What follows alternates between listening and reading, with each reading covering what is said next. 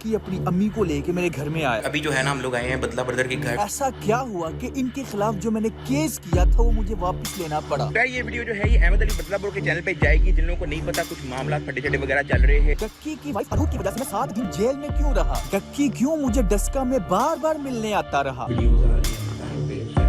पहले गुंडों से किडनैपिंग, फिर पुलिस वाले गुंडों से किडनैपिंग वाला सेम फार्मूला इसने मेरे साथ साथ और किस किस के ऊपर आजमाया। रात के 3:30 बजे मेरे घर में 20 से 30 पुलिस वाले आते हैं। घर के दरवाजे तोड़ दिए, सारा कुछ तोड़ दिया, मेरे पापा को साथ में ले गया। भाई इस सारे मामले का जिम्मेदार कौन है? रजब भट्ट, नदीम नानी वाला, डक्की। 3 साल पहले मैंने क्यों यूट्यूब के सबसे हाइप वाले व्लॉगर डक्की के ऊपर और टिकटॉक के सबसे ज्यादा हाइप वाले टिकटॉकर नानी वाले के ऊपर एक्सपोज बनाया? क्या मुझे नहीं था पता इनकी ब्लाइंड फैंस की तरफ से मुझे हेट आएगा? क्योंकि ये लोग मरते हैं फेम और पैसे पे। मेरी फर्स्ट प्रायोरिटी ना फेम है ना पैसा। और उसका सबूत आपके सामने। सिर्फ सच बोलने के लिए मैं पाकिस्तान छोड़ के यहाँ आइसलैंड में दुनिया के आखिरी कोने में आके बैठ गया हूँ।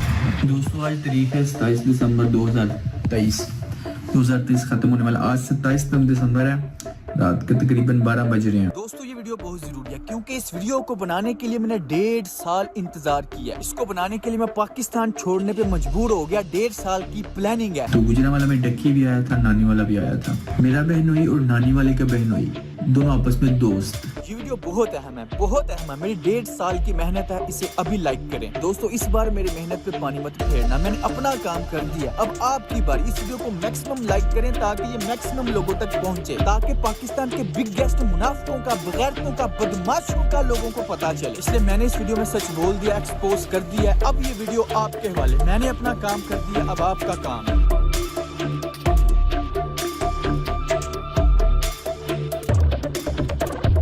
अब समझ नहीं आ रही शुरू कहाँ से करूं। चलो पहले जरा इसी को देख लो। ये ऐसा चवल इंसान है कि जहाँ पे फेमस बंदा देखता है, चाहे वो टिकटॉक है, चाहे वो यूट्यूब है, चाहे वो अली हैदराबादी था, डोली फैशन फिर यूट्यूब पे डक्की था, अब रजब खाती, जहाँ पे फेमस बंदा देखता है अपनी जुबान लटका के उसके पीछे चला जाता है। ये जलील होता रहता है। ये नहीं हर एक के हाथों जलील होता रहता है, लेकिन ये ऐसा इंसान है जो हर वक्त बस नजरों में रहना चाहता है। अपनी तरफ से ये हीरो बनने की कोशिश करता है लेकिन चमचा बन के रह जाता है। अब मैं आपको दिखाता हूँ बगैरत प्रो मैक्स। बगैरत उसे कहते हैं जिसमें गैरत नहीं होती। तो जरा देखो तो सही, नानी वाले को बगैरत कह भी कौन रहा है?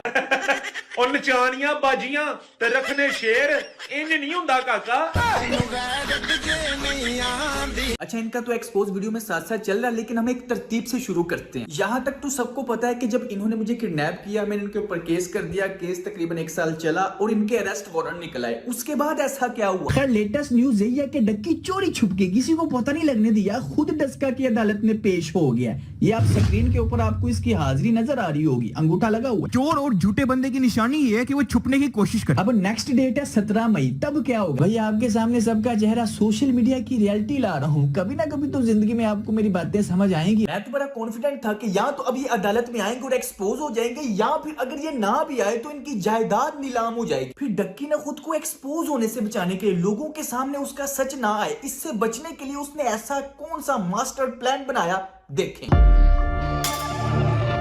हेलो जी भाई लोग, मैं हूं बकर ब्रो, बदरा बदर का छोटा भाई। इधर उधर की बात बिल्कुल नहीं करते, सीधा पॉइंट के ऊपर आते हैं। 8 मई 2023 को बदरा बदर को पुलिस की जानब से अगवा कर लिया जाता है और फिर डक्की भाई के कहने के ऊपर एक झूठी FIR दे दी जाती है। देखो ये तो सरेआम बदमाशी हो रही है। ना कोई वारंट है, ना कोई गाल, ना कोई बात। इन्हां दी बदमाशी चेक करो बस। ओही सारा रोला डक्की वाला ते नानी वाला, सारा ओही रोला है, सारा ओही रोला है। तुहाडा लग जांदा पता हुण। आहो कोई इन्ना कोल वारंट नहीं है, ना कोई FIR में लिखा था कि बदरा बदर डक्की भाई की वाइफ को हरास करता है, जिसकी वजह से वो सुसाइड करने की कोशिश करती है। सारी FIR आपके सामने, आप पॉज करके आप पढ़ सकते हो। उसके बाद भाई साहब 12 मई को डक्की मेरे साथ राब्ता करता है और सारे मामले को सॉल्व करके सुलह करने की बात करता है और एक तरह से कहता है कि अगर तो हमारी सुलह हो जाती है, हमारी आपस में डील हो जाती है, तो हम बदरा बदर को बाहर निकाल लेंगे। अदरवाइज बदरा बदर जेल में रहेगा और पूरी कोशिश करूंगा कि लंबी देर तक वो जेल में रहे। यार अगर आपको ऐसा लग रहा है कि बेल हो जानी थी और हमने स्कूल में बैठ जाना था, वो आप करके देख लो।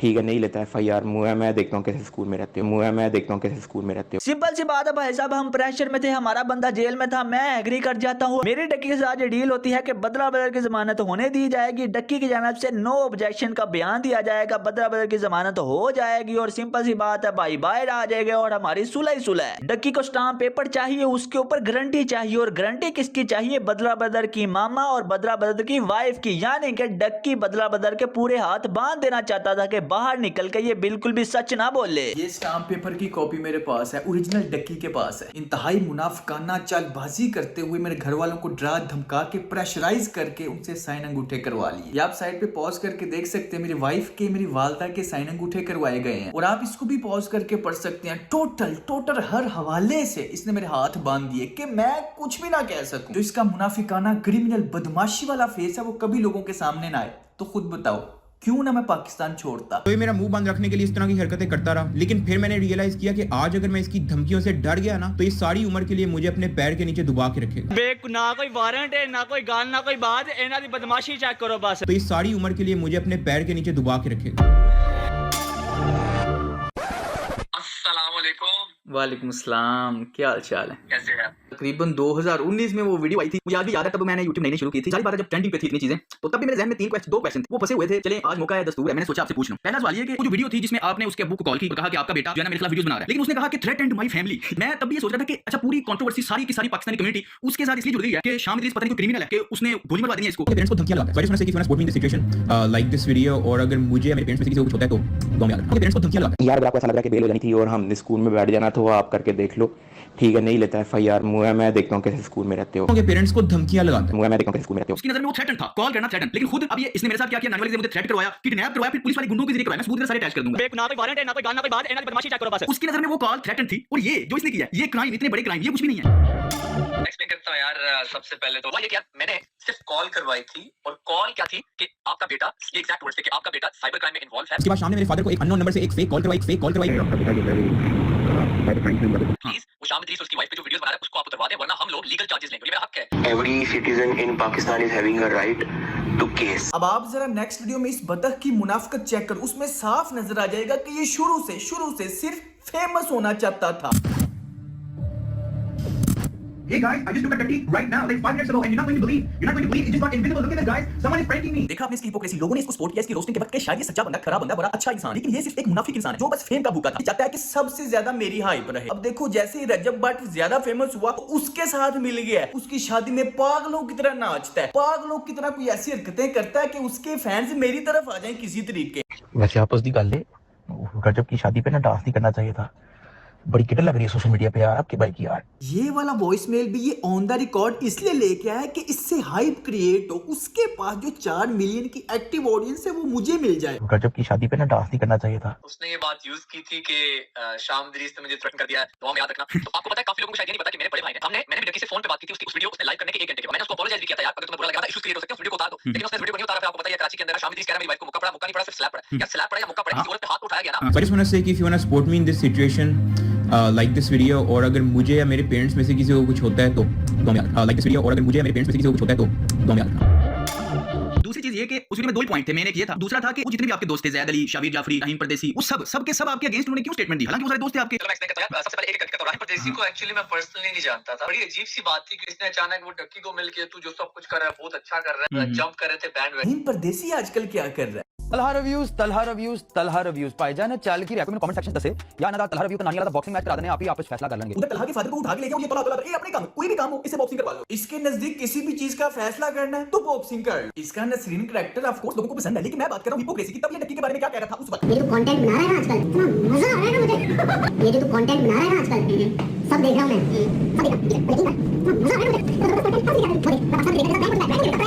और सबसे मजे की बात कि हम आपको खाना चाहते थे कि कुछ भी नहीं खाया जा सकता। दूसरा बंदा शाबिर। यार देखो शाबिर से मेरी अभी भी बड़ी अच्छी दोस्ती, हमारी आपस में थोड़ी लड़ाई चल रही थी, हम लोगों ने सॉर्ट आउट कर लिया। इसके अंदर जो तीसरा बंदा है ज़ैद अली, अब मैं उसके बारे में क्या बोलूं यार।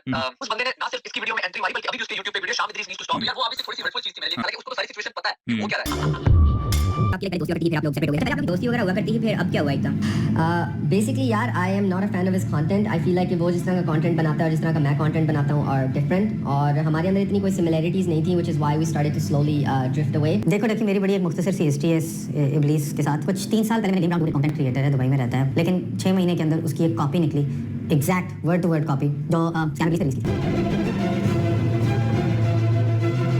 डक्की की दोस्ती तो सबके साथ ऐसी है। अब देखें, उसने इतने इतने बड़े क्राइम कर दिए, इतने इतने फड्डे हो गए, लेकिन कोई भी उसके खिलाफ बोलता नहीं। मैंने कितने लोगों को देखा है, सारे राहिम परदेसी जितने भी थे बड़े टैके के साथ तब आए थे मैदान में। अब वो किधर हैं? तलहा रिव्यूज के फादर को उठवा लिया, मुझे किडनैप किया, मुझे मारा पीटा, पुलिस के जरिए किडनैप। अब वो किधर हैं? मैं तो ये हैरान होता हूँ यार। अभी देखो, अभी फायदा नहीं है ना, फायदा कोई नहीं मिलना, ये पॉइंट है। तब फायदा मिल रहा था। यही तो मैं रोना रोता रहता हूँ कि जिनको आप आइडियल बना के बैठे हो, ये जो अपने आप को इन्फ्लुएंसर कहते हैं, ये सिर्फ अपने फायदे के वक्त ही क्यों सामने आते हैं।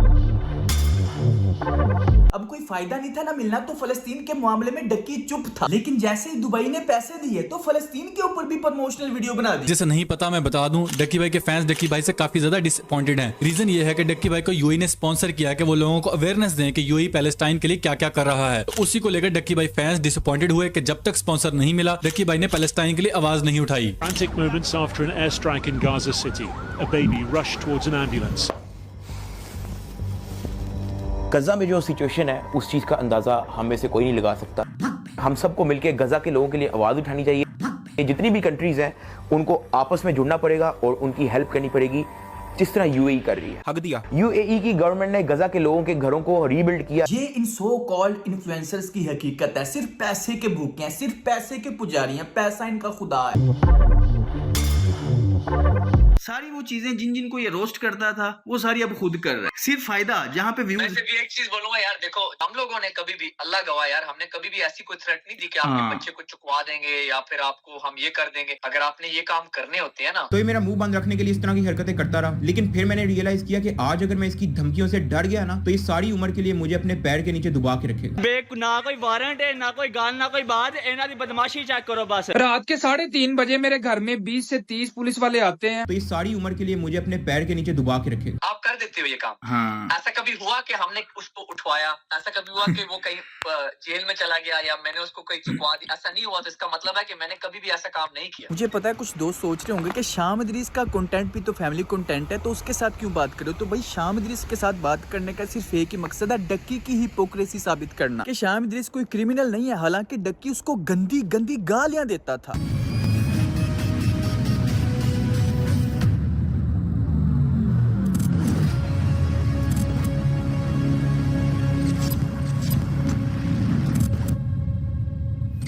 लेकिन इसके खिलाफ जब मैंने सिर्फ फैक्ट्स के ऊपर बात की, सच बोला, तो ये क्रिमिनल बन गया, बदमाश बन गया। तो ये सारी उम्र के लिए मुझे अपने पैर के नीचे डुबा के रखेगा। एक बुजुर्ग ने मुझे समझाया था कि बेटा, एक वक्त में एक ही महाज खोलना, एक जंग खोलना। तो फिलहाल मैं पाकिस्तानी कल्चर की खराबियों को समझ चुका हूँ, तो इसलिए मैंने वो महाज खोला है। जो दूसरे कल्चर में मुसलमान रह रहे हैं, मैं अभी उनकी नफ्सियात नहीं समझता। जब समझ जाऊंगा तब वो महाज भी खोल लूंगा।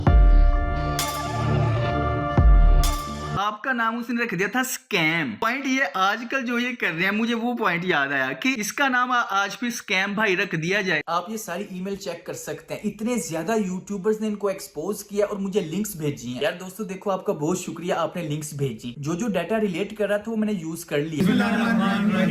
आपने सुना होगा हर अरूज का जवाल है, ऐसे ही इनका बुरा वक्त शुरू हो गया। नंबर 3, आपको अपनी माँ बहन को वीडियो में नचवाना भी है। लिटिल डिस्कॉर्ड से बहुत फायदा। इंसान लोग है ना, उनके नजदीक वो नजरों से दिलों से गिर चुका है, फिर भी उसी चीज से जज करते हैं जिसके व्यूज ज्यादा आ रहे हैं, वो ही सबसे कामयाब है। चले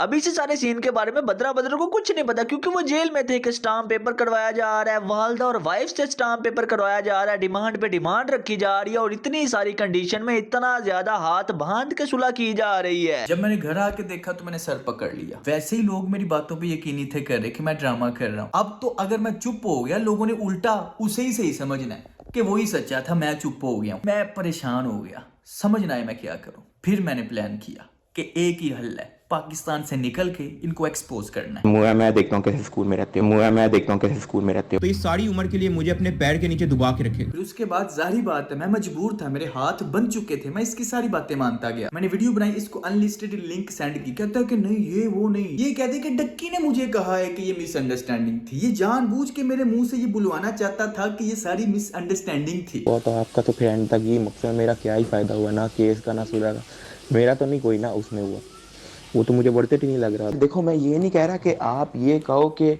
उसका नहीं था ताल्लुक, आप ये कह दो कि उसने मुझे बताया कि उसका नहीं था ताल्लुक, मैं ये आपको कह रहा हूँ। जबकि कोई मिसअंडरस्टैंडिंग नहीं थी। इसने नानी वाले किसी ने मुझे थ्रेट किया, फैमिली थ्रेट किया, किडनैप किया, मारा पीटा, फिर पुलिस वाले गुंडों के जरिए किडनैप किया। अभी जो है ना हम लोग आए हैं बदला ब्रदर के घर, ठीक है, हमारी फैमिली भी मुलाकात कर रही है, भाई लोग बैठे हुए हैं, हमने कहा चलो फड्डे शड्डे जो है ना मुकाते हैं। मेरी डकी से बात होगी, दोस्ती होगी, ये वो सब बकवास है। ये सारा सीन इसने प्लान किया मुझे बताए बगैर, ताकि इसको कोई हेट ना मिले, और मुझे मिलने का इसलिए कह रहा है ताकि मेरे ही मुंह से बुलवा सके कि हमारे बीच मिसअंडरस्टैंडिंग हो गई थी, जबकि कोई मिसअंडरस्टैंडिंग नहीं थी। आप ये भी देख सकते हैं मेरे चैनल पे वीडियोस दोनों पड़ी हैं, जो मैंने पहले बनाई, फिर उसके बाद इसने कहा कि नहीं इसमें ये ऐड करो। तो आप मेरे चैनल पे यहाँ पे अगर जाके देखें गौर से, तो यहाँ पे आपको पता चल जाएगा कि वॉइस डिफरेंस है, गौर से सुने। कौन मुजरिम है कौन नहीं, क्या क्या गलतफहमियां होती आ रही हैं। असल में डक्की ने मुझे दिखाया कुछ चैट्स वगैरह कि उसका इन सब क्रिमिनल एक्टिविटीज के साथ कोई ताल्लुक नहीं था। अब यहाँ पे आगे बढ़ने से पहले आपको बताना चाहूंगा कि जब डक्की अपनी वालदा के साथ हमारे घर में आया तो उसने नानी वाले की इतनी बुराइयां की यार, आप ये वीडियो ही देख लो, समझ लो ऐसी ही बुराइयां की। किथे में तू? नदीम मुबारक, इसकी 3 बहनें, इनमें से एक ये सामने आपके सुमैया मुबारक, लोगों को चूना लगाया। मेरे घर वालों के सामने इससे भी ज्यादा नानी वाले की बुराइयां की। जब किसी ने किसी मामले से निकलना होता है ना, तो वो किसी दूसरे को अपने से बड़ा मुजरिम दिखाता है। सेम डक्की भी ऐसा ही करता है। नानी वाले से जब बात करो तो वो डक्की के ऊपर डाल देता है, डक्की से बात करो तो वो नानी वाले के ऊपर डाल देता है। ये मुनाफिक की निशानी है। दोनों मानते नहीं है। नानी वाला कहता है ये सारा कुछ डक्की ने करवाया था, ठीक है, और डक्की कहता है ये सारा कुछ नानी वाले ने करवाया। उन्होंने जो तेरे साथ किया मेरे साथ भी वही किया, कोशिश पूरी थी इनकी, लेकिन उस तरीके से इनके हाथ नहीं आया मैं, ठीक। तो ये बहुत बड़े मुनाफिक है यार। मैं इस तरह से कर सकता हूँ कि देखो, every citizen in Pakistan is having a right to case. अरे वाह, केस करना तुम्हारा हक है, तो भाई फ्रीडम ऑफ स्पीच मेरा हक है। इसने सियालकोट के डीएसपी को पैसे देके या वैसी जान पहचान निकलवा के मेरे ऊपर झूठा पर्चा करवाया कि मैं इसकी बीवी को सेक्सुअली हरास करता हूँ। ना कोई वारंट है, ना कोई गाल, ना कोई बात, इन्हां दी बदमाशी चेक करो बस। So I just want to say कि if you want to support me in this situation, like this video, और अगर मुझे या मेरे पेरेंट्स में से किसी को कुछ होता है तो दुआ में याद रखना। वैसे आप अभी भी इस वीडियो में जाके देख सकते हो कि मैंने कोई अगर झूठ बोला हो, कोई मैंने गाली निकाली हो, बस मैंने बगैरत कहा है। जिसमें गैरत नहीं होती उसे बगैरत ही कहते हैं। कंजरों के पास पैसा आ जाता है, तालीम नहीं आती। और वैसे मुझे एक बात बताओ, अगर तुझमें इतनी गैरत है कि तू केस कर देता है, जो तेरी बीवी के खिलाफ बोलता है तू केस कर देता है, तो फर्क खोखर के बारे में क्या ख्याल है? हाँ ओए, बड़ी नासो वाले, तुझे फिर मैं एयरपोर्ट से घसीट के लाऊं, लेकिन जब से अपनी बीवी लाया, और बीवी भी ऐसी लाया कि पूरा पाकिस्तान दीवाना हो गया। बीवी की पहचान पता है कि ये खूबसूरत लड़की का शोर है। अगर 24 घंटे में तूने मदद नहीं की। उसने कहा कि तेरी बीवी ने पूरे पाकिस्तान को अपना दीवाना बना दिया। इनडायरेक्टली यही कहा। इससे ज्यादा सेक्सुअल हैरेसमेंट कोई हो सकती है, लेकिन नहीं, उसके ऊपर केस करने की बजाय उल्टा अगले ही दिन 24 घंटों के अंदर अंदर इसी ने उससे माफी मांग ली। मेरा जफर सुपारी, फरूक कुकर, ये इन सबसे मेरा अच्छा, इन अ पॉजिटिव वे एक अच्छा कनेक्शन है। ठीक है, केड़ा पॉजिटिव कनेक्शन? अच्छे वे में। वो तेरी कुतिया कर रहे हैं, तुझे बगैरत कह रहे हैं, बीवी की नुमाइश करने वाला कह रहे हैं। बीवी भी ऐसी लाया कि पूरा पाकिस्तान दीवाना हो गया। तेरी पहचान अब बीवी के नाम से होती है कि वो देखो अरूब का बंदा, उस बंदे ने तेरी ला पा के फराती और फिर कहा भी है कि तू माफी मांग 24 घंटों के अंदर, और तू माफी मांग भी रहा है। केड़ा पॉजिटिव अच्छे वे में कनेक्शन है। तो मैं उस चीज की अपॉलॉजी करता हूँ। इस वीडियो में बड़ी इसने कोशिश किया कि मैं अपने फैंस के सामने अपना स्वैग बरकरार रखूं, लेकिन डर का माहौल है। इसके मुंह पे, इसकी शक्ल पे डर नजर आ रहा है। बड़ी खैरत है भाई तुझ में। मुझे पुलिस वालों को पैसे दे के उठवा लिया, लेकिन फरूक खोकर से अगले दिन खुद माफी मांग ली। वाह, हाँ ओए, बड़ी नासो वाले। तो मैं उस चीज की अपॉलॉजी करता हूँ। लेजेंड्स ऑफ सोशल मीडिया आपके सामने बैठे। जब मैंने पिछली वीडियो बना के इसको मैसेज किया कि भाई हाँ भाई फरूक खोखर के बारे में क्या ख्याल है, तो इस आपके हम्बल यूट्यूबर ने मुझे गालियां दी। लेजेंड्स ऑफ सोशल मीडिया आपके सामने बैठे। मैंने आज तक इसको बगैरत मुनाफिक वगैरह के अलावा कोई गाली नहीं दी, लेकिन फिर भी मैं इसकी बीवी को सेक्सुअली हरास करता हूँ। और ये क्या है? ये मैसेज देखो, ये क्या है? इससे बड़ी गाली कोई हो सकती है? मुझे बताओ।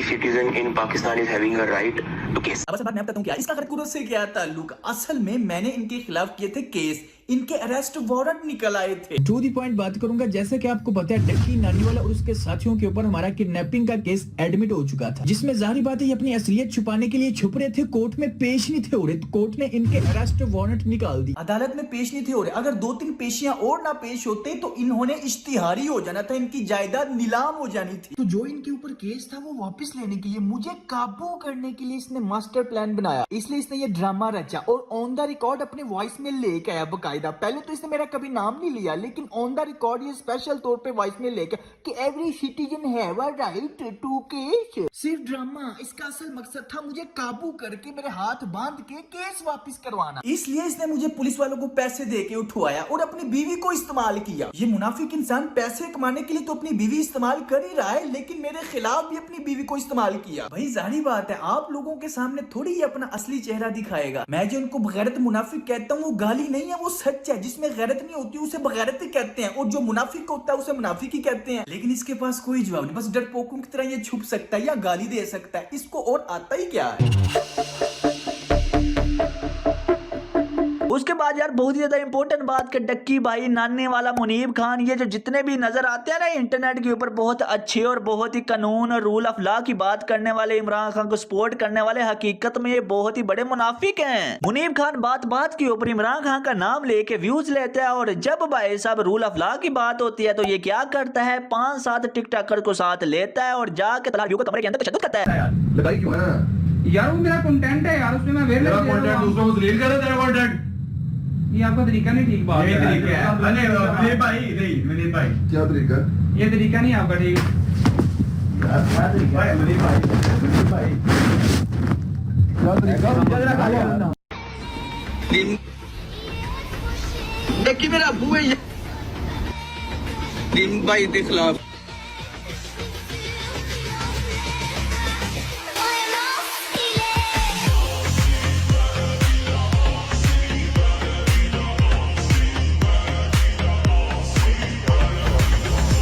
इन्होंने जो मेरे साथ किया कि मुझे पाकिस्तान छोड़ने पे मजबूर कर दिया, वही आजकल तलहा के साथ कर रहे हैं। चले आए तलहा से बात करते हैं, आप देखना पैटर्न और तरीका वारदात सेम होगा। अस्सलाम वालेकुम भाई, क्या हाल चाल है? ठीक ठाक हैं? तबीयत सेहत?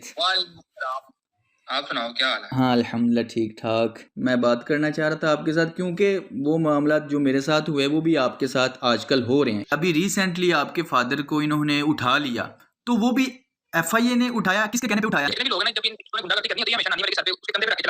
छुरा उसको यूज करते हैं। हाँ मुझे पता है, क्योंकि उनको पता है कि ये बदमाश है, इसको डक्की को बड़े अच्छे तरीके से इसे यूज करना आता है। अब मैं आपको दिखाता हूँ बगैरत प्रो मैक्स। जब ये पकड़े जाते हैं ना, डक्की के नानी वाले ने करवाया, नानी वाला के डक्की ने करवाया, आपस में नहीं मानते, आपस में एक दूसरे गालियां सेम बिल्कुल ऐसे बोलेगा ये स्कैम करता है वैसे करता है, इसके ये मामला है, वो नानी वाला कहेगा कि इसके ये मामला है। हाँ। तो एक दूसरे के खिलाफ हो जाते हैं। असल में किसी जब मामले से निकलना हो किसी ने, तो फिर दूसरे को मुजरिम बनाएगा ना, और खुद कहेगा मैं तो सबसे दुनिया का नेक इंसान हूँ। एक और क्वेश्चन बड़ा इंपॉर्टेंट है, ये इनका जो कोर्स था उनका, अगर ये कोर्स स्कैम है तो तलहा भाई का ये स्कैम क्यों नहीं है? तलहा भी तो कोर्स बेचता है। तो मैंने पिछले 1 साल से कोई बंदा मुझे मेरे कोर्स की प्रमोशन दिखा देना, तो मैं अपना अकाउंट डिलीट कर दूंगा। हम इसको प्रमोट ही नहीं करते, सबसे पहली बात। सही, कॉमर्स मेरी फील्ड है, मैं पिछले 2 साल से इसको कर रहा हूँ। तो यार करप्शन कर सकते हो, बहुत पैसे हैं उसके अंदर, ठीक है। उसके बाद आप भीख मांग सकते हो रोडों पे, बहुत पैसा है भाई उसके अंदर, 10-10, 12-12 लाख पर मंथ इजी बन जाता है, ठीक है। उसके बाद कोई फेक स्कैम कंपनी खोल के लोगों को कहो कि इसमें इन्वेस्ट करे, लोगों का ट्रस्ट जीतो और फिर पैसा लेके भाग जाओ। तो पाकिस्तान में ये 3-4 बिजनेसेस हैं। ਉਹ ਵੱਡੀ ਨੱਕ ਵਾਲੇ ਖੋਤੇ ਬੰਦਿਆਂ ਨੂੰ ਸਿੱਧੀ ਗੱਲ ਦੱਸ ਨਾ, ਬੰਦਿਆਂ ਨੂੰ ਕਹਿ ਰਿਹਾ ਸਕੈਮ ਕਰੋ, ਇਹ ਕਰੋ, ਉਹ ਕਰੋ, ਖੁਦ बीवी दिखा के अमीर हो रहा है। ਇਹਦੇ ਤੋਂ ਉੱਤੇ कोई कारोबार प्रॉफिटेबल नहीं। मैं तो सिंपल लोगों कहता हूँ डोंट बाय आवर कोर्स, मत खरीदो। YouTube का सबसे बेस्ट प्लेटफॉर्म है, वहां पे जाओ, सीखो। बिल्कुल सिंपल।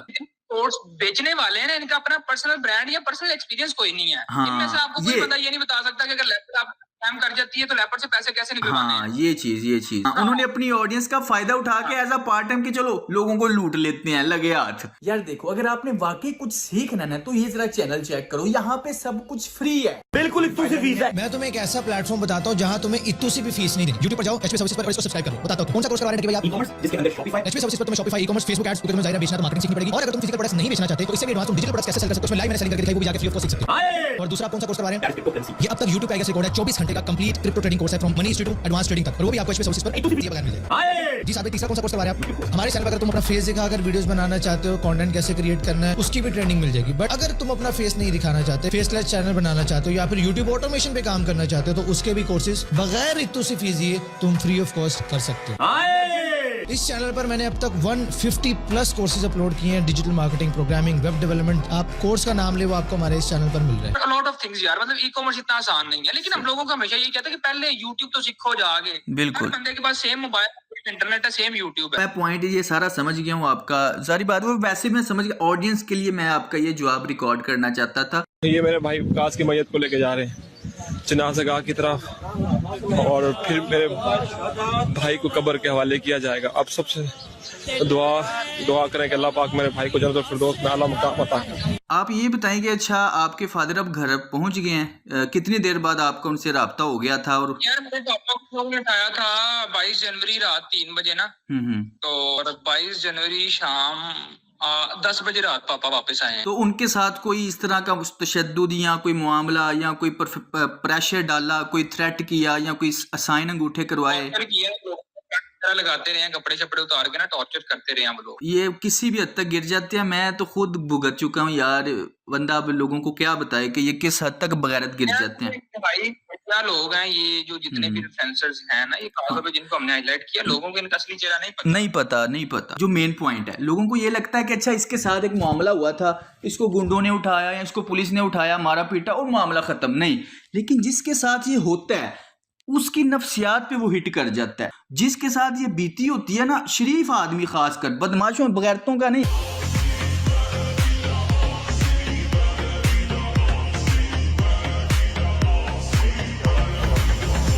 YouTube पे जो व्लॉगर्स हैं, यानी अपनी फैमिली को बेच रहे हैं, अपने घर वालों को बेच रहे हैं कि मेरे पास कोई क्रिएटिव कंटेंट नहीं है, मैं तुम्हें अपनी बीवी दिखा सकता हूँ, बता अपनी माँ दिखा सकता हूँ। नबी सल्लल्लाहु अलैहि वसल्लम ने फरमाया कि 3 किस्म के ऐसे लोग हैं जिनको क़यामत के दिन अल्लाह नहीं देखेंगे।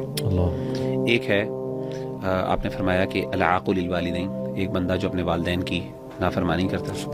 और एक और आपने फरमाया अल-मरअतुल मुतरज्जिला, एक वो खातून जो मर्दों की तरह एक्ट करती है जानबूझ के, ठीक है ना। और तीसरे आपने सुना दयूस।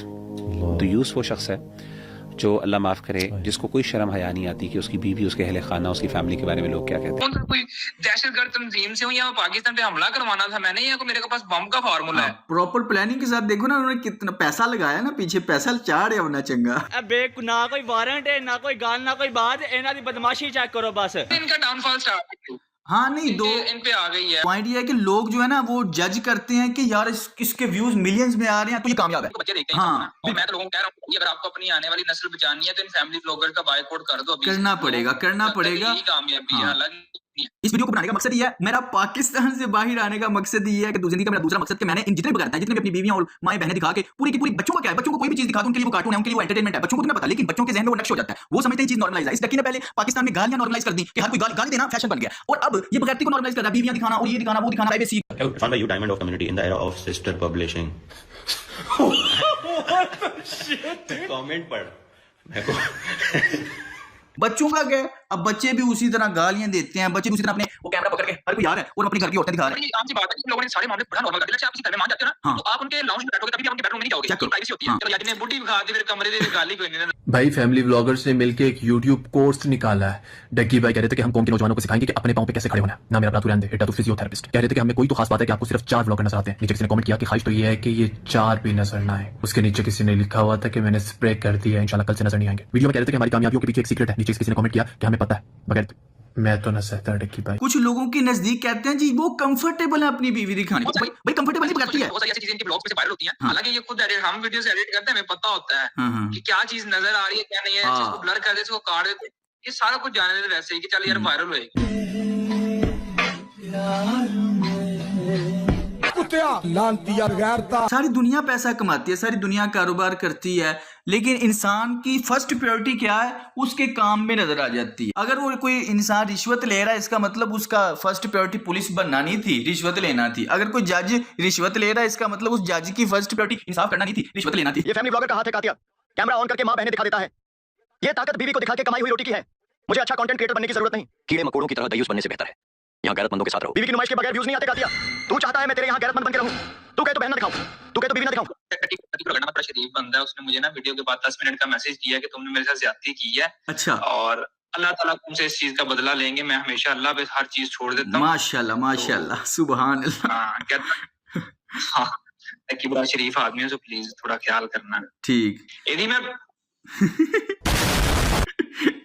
यार मैं अगर उसका आपको गालियां, मैं आपको स्क्रीनशॉट भेजता हूँ उसका, बल्कि मैं वीडियो में मुझे पता है ये टू फेस टू साइडेड लोग हैं, लोगों को इन बातों का नहीं पता। ये ऑन कैमरा बड़े शरीफ होते हैं, डक्की सबसे बड़ा हरामी है ये।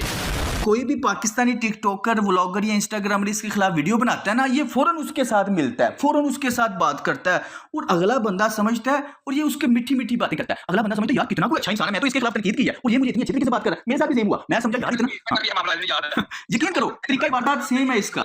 हमारा तो यही मेन मकसद है। बाकी बहुत बहुत शुक्रिया आपका, आपने टाइम दिया। अल्लाह ताला आपकी हिफाजत करी। बात है, अल्लाह ही हिफाजत करता है, बंदा सिर्फ कोशिश कर सकता है अपनी हिफाजत करने की, मैं सिक्योर हूँ। जैसे मैंने कोशिश की, मैं पाकिस्तान से बाहर निकल आया, क्योंकि मैं इतना कोई असर रसूख वाला या कोई लैंडलॉर्ड या कोई मेरे पास इतनी प्रॉपर्टी या पैसा नहीं है कि मैं इनके साथ मैं लड़ा हूँ 2 साल 1.5 साल लड़ा हूँ। लेकिन जहाँ पे मेरी बस हो गई, बस मेरी नहीं हुई, मेरी फैमिली की बस हो गई, फिर मैंने ये प्लान है। बाकी चलो अल्लाह ताला आपकी भी हिफाजत करे, आपकी फैमिली की भी हिफाजत। कोई नहीं, इनका टाइम आ गया और इनका टाइम खत्म, अल्लाह खैर करेगा। हाँ, अल्लाह ताला करे। बहुत बहुत शुक्रिया, जज़ाकल्लाह, आपने टाइम दिया। इंशाल्लाह फिर बात होती है। हाँ, एक हफ्ते से इस टॉपिक पे वीडियो बना रहा था, तो दोस्तों यही थी इनकी असलियत। बदमाश, बगैरत, क्रिमिनल, डबल फेस, मुनाफिक लोग। मुझे तो उन्होंने गैर कानूनी तरीके से उठाया, मारा पीटा, किडनैप किया, जेल में रखा, कुछ भी मेरी खैर है, लेकिन जब घर पे बात आई फिर मैं चुप हो गया। तो अल्हम्दुलिल्लाह मैंने 1.5 साल इसी चीज की प्लानिंग की कि सच कैसे बोल सकता हूँ। सिर्फ डक्की के बारे में नहीं, इस पाकिस्तान में सोशल मीडिया पे जितने भी बगैरत हैं जिन्होंने पाकिस्तानी यूथ का बेड़ा गर्क कर दिया, उन सबको एक्सपोज करना मैंने जिंदगी का अपना दूसरा मकसद बना लिया। और ये शाम इस तरह के मैसेजेस करके डराना चाह रहा है कि मुझे इसकी फैमिली की डिटेल का पता सारा। इन्होंने देखा कि मैं चैनल की धमकी पे डरा ही नहीं, तो इन्होंने मेरी फैमिली का डाटा निकलवा के मुझे भेजा कि अब तो ये डर जाएगा। तो ये मेरा मुंह बंद रखने के लिए इस तरह की हरकतें करता रहा, लेकिन फिर मैंने रियलाइज किया कि आज अगर मैं इसकी धमकियों से डर गया ना, तो ये सारी उम्र के लिए मुझे अपने पैर के नीचे दबा के रखेगा।